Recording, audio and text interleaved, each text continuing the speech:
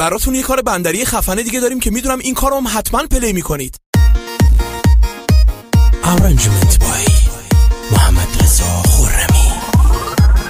حسین علی